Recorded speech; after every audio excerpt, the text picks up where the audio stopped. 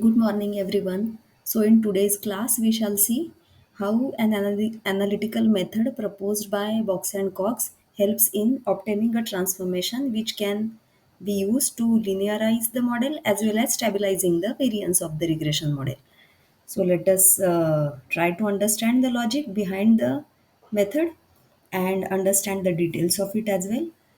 So, as mentioned in the previous article on transformation, we realize that there is a need to find an analytical way to construct a transformation which will sort out the issue of non-constant variance and or the issue of non-normality, or you can also say linearization of the model. So the idea is to apply a power transformation of this form y raised to lambda, where lambda is a parameter to be determined. So it means that the response variable y will be transformed to the new response variable y raised to lambda, where the lambda is to be treated as a parameter, and this lambda then can be obtained by using appropriate methods. So now, but if we go on implementing this method, if we try to implement this method, then the problem is when lambda, if our estimate of lambda comes out to be closer to 0, say 0.01 or even smaller, then it would mean that we are transforming a variable, response variable y, to a constant variable. So which won't be called as a variable, it would be a constant, and so it would be of no use then for building of a regression model. So how do we sort this out? So this problem can be avoided by making a little bit of adjustment. So this adjustment is, or the idea is that instead of y raised to lambda, we will transform y to y raised to lambda minus 1 by lambda. And then as a result, as lambda tends to 0, this variable, this function, as we are aware, this function will converge to log of y. So when if our estimate of lambda comes out to be approximately 0, then the transformation would be from y to log y. And if the estimate of lambda comes out to be non-zero, then the transformation would be from y to y raised to lambda minus 1 upon lambda. So this idea was further developed by Box and Cox by showing an method of estimating uh, re- parameters of the regression model as well as lambda. So all these parameters need to be estimated simultaneously using the data on the regressor and the response variable. So the method proposed by Box and Cox is based on the maximization of the likelihood function. So we shall see details of that as well. So instead of y, this new variable is used as a response variable. Now there is a bit of further adjustment which is needed. So for the sake of scaling purpose, this y raised to lambda minus 1 by lambda is further divided by c raised to lambda minus 1, where the c is nothing but the geometric mean of the values of the original response variable. So this way, so this c is adjusted so that this some kind of scaling happens in the values of the new response variable. So this is the Box-Cox procedure. If lambda is not equal to 0, then the new response variable will be this. If lambda is equal to 0, then the new response variable will be simply c times log of y. So now how do they implement it? So one way is that you apply maximum likelihood estimation. So write the likelihood function or log likelihood function as a function of lambda and the regression parameters, and then maximize it with respect to all the parameters, and then obtain the estimates, use it to create the transformation. That idea can be used. Another way is this. So take a trial value of lambda, and then in that uh, in the create an interval which will include this trial value. So select 10, 20, values in that interval of lambda, and then for each value of lambda fit a regression model to the transformed response y lambda and obtain residual sum of squares for this each fitted model. So you have say 20 values of lambda. So for each value take one value of lambda and fit, then apply the transformation and then fit the regression model, then obtain residual sum of squares for each value of lambda. So sorry, for each such transformation. So you will have, if you have taken 20 values of lambda, you will have 20 values of residual sum of squares. So now plot the this residual sum of squares against lambda and see which value of lambda minimizes the residual sum of squares. That is denoted by lambda node. So now this is the ultimate choice of lambda. So now make a transformation taking y raised to lambda node as the response variable. If lambda node is not equal to 0, by this I mean y raised to lambda node minus 1 upon this. So as the response variable, so the new response variable will be this, but with lambda equal to lambda naught, not just y raised to lambda naught, but y raised to lambda naught minus 1 upon this. And if lambda naught is not equal to 0, if lambda naught is equal to 0, then take log y as the response variable. So let us apply this method for the windmill data. So a research, what is this data? Windmill data. So a research engineer is investigating the use of a windmill to generate electricity. He has collected data on the DC output from his windmill and the corresponding wind velocity. So this data set is available in the Montgomery's package MPV, but so this date you can access is from here as well. Otherwise, I'll upload it on the Google Classroom. So we choose the DC output as the response variable, wind velocity as the regressor, and now in T we obtained the geometric mean of yi's. So now let us fit the usual regression model and try to understand if we really need a transformation here. So if we look at the plot of residuals versus fitted values, we realize that this the graph shows a pattern. In fact, initially the values are increasing, they reach a certain point and then they start decreasing.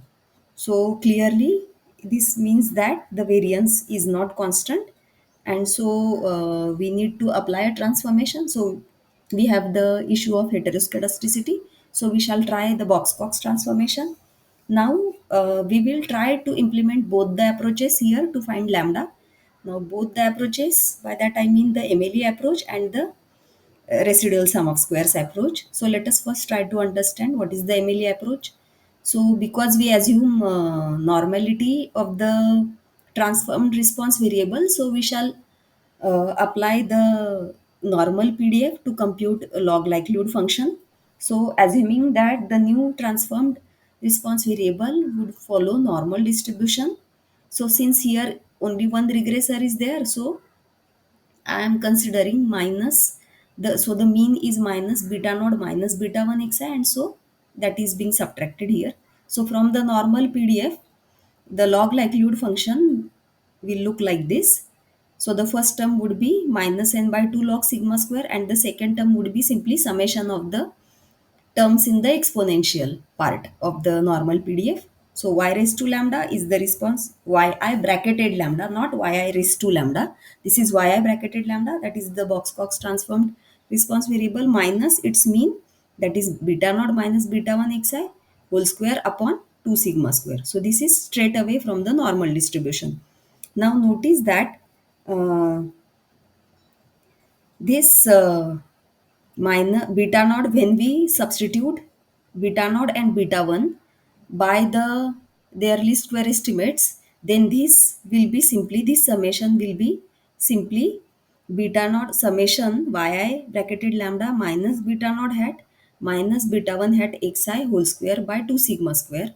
Now when we maximize the log likelihood function with respect to lambda, then it assuming this beta naught, beta 1, sigma square coming from the regression model, then uh, maximizing log likelihood function would be equivalent to minimizing this quantity, the second summation, and then now this summation simply would be then when we substitute beta naught as beta naught hat and beta 1 as beta 1 hat, then this summation is simply the residual sum of squares.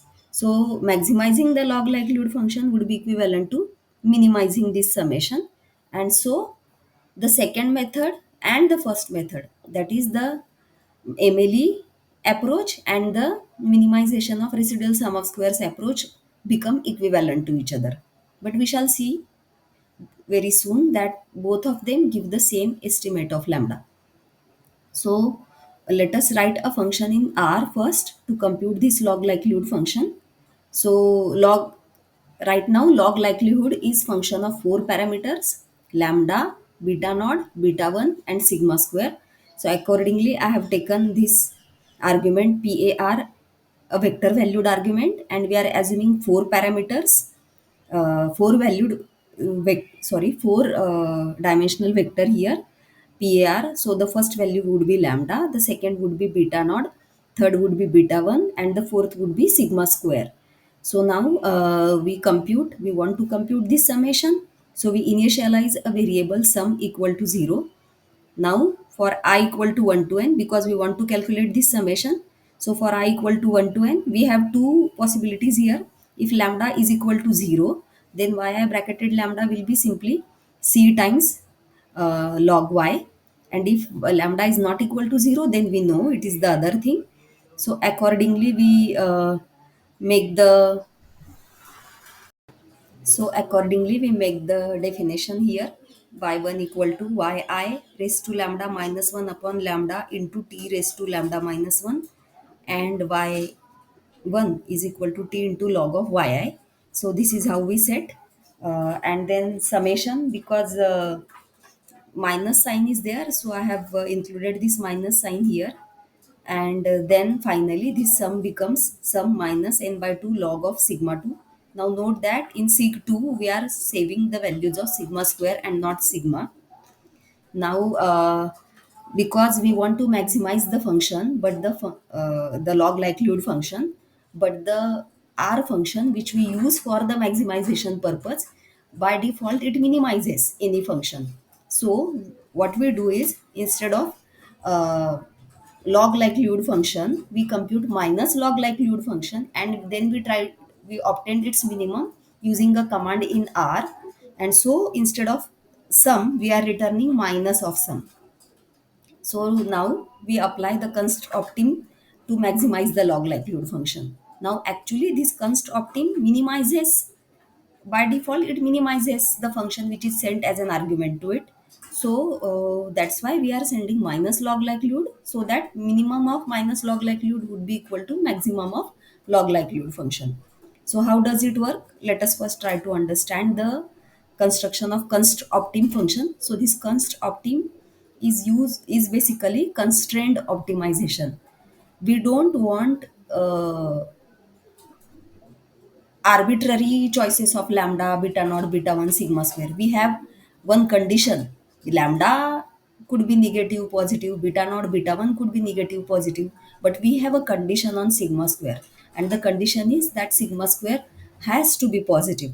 And so we cannot use the usual optim command or optimization. Instead, we need constrained optimization. And so we are using this const optim function in R for maximization. So what this function requires? So the function requires some initial solution to the initial value or trial value for the argument of the function, which needs to be minimized. And then if you want a gradient search to be done, then the gradient has to be specified. We don't want that, so we have specified gradient to be equal to null. Then the constraint needs to be included, so we are including the constraint like this. And then how many iterations do you want? So we have increased the iterations to 10,000. So this is how it is. So now the initial value I have taken 2 as the initial value of lambda. Then I have taken initial value of regression coefficients. So the usual regression model that we had fitted. So least square estimates of the regression model I have taken as the initial estimates. And for sigma square, I have taken initial estimate as 0.42. I think I got this 0.42 from the summary of the usual linear regression model.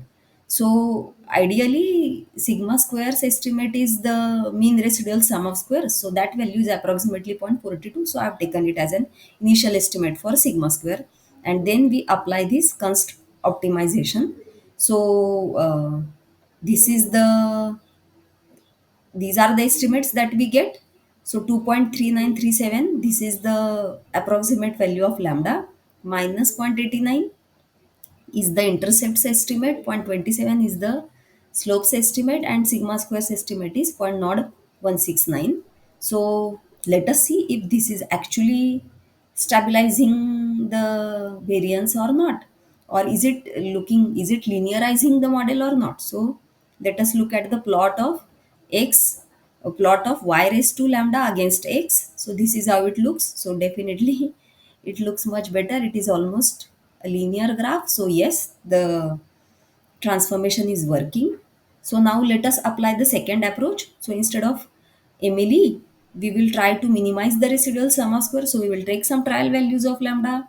For each lambda, we will fit the regression model, then we will compute uh, residual sum of squares for each model, and then we will see where the minimum is.